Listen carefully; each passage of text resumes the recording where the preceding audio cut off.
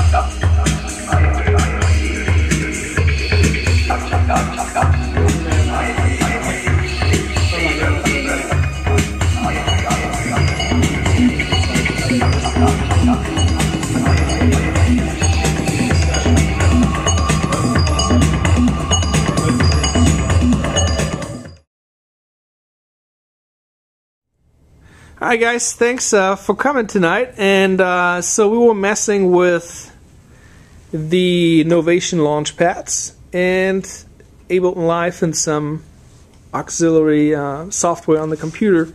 So what were your thoughts initially after messing with this? I understand some of you are DJs or use electronic music components to some aspect. So what were your thoughts? Seems like it's really good for if you have a remix set, like if you just want 2 remix decks, and then a lot of controls over like delay parameters and beat mashers. See a lot of that. I think more for like pre-mix stuff it would be really good. It'd be tough. You'd have to really know what you're doing to do it live. It did seem like there was a bit of a learning curve, but once I feel like you know Ableton, you can really do some awesome stuff with it, like remix your own songs in a way like you couldn't even think of while in production live. So that part's really cool. Yeah, once you got in and really like actually started using it, it's a lot easier to learn. Whenever you were just telling us how it worked, it was a little harder for me to grasp it, but once I got my hands in there, it actually was a lot easier to learn. Yeah, and you have to understand, like, everybody that has their preference. I mean, they set it up to make sense to the user. You guys coming into it just kind of be thrown to the wolves. You know, that makes a difference too. I bet if you would set it up a way that would be more clear and understandable for you, it would make all the difference in the world. You'd probably get going with it and be standing here for 4 or 5 hours and doing your thing. So that definitely makes a difference. So compared to all the other things we had in the past, how's this holding up? It's definitely more of a tool for live production, I would say. Yeah. Not much experimentation like in the little bits that we used the other week.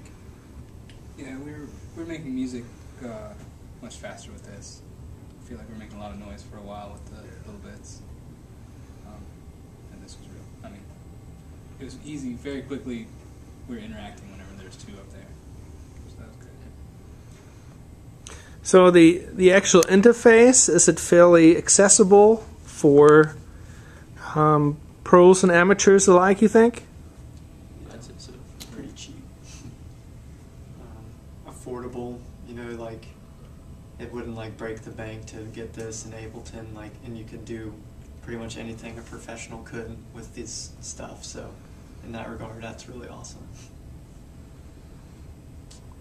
Any other thoughts? Anything that kind of stood out? Anything that stood out negatively? Something to be fun to try would maybe the horizontal aspect of maybe the playlist going across. Because I think when I've seen videos online, the majority of them do across, that way you can leave a little more going at one time. But obviously that might have been a little too much to like start off doing, but I think if you get really good at it, it'd be really cool to like, you know, personalize your own remix deck and have it going across that way so you can leave more going at once. Would be neat to try.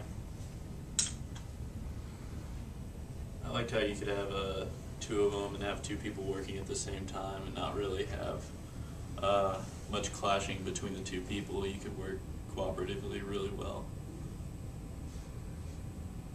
All right. All right, guys. Well, if you don't have anything else, we'll see you next week, and we'll be experimenting with something else. Thanks for coming, guys.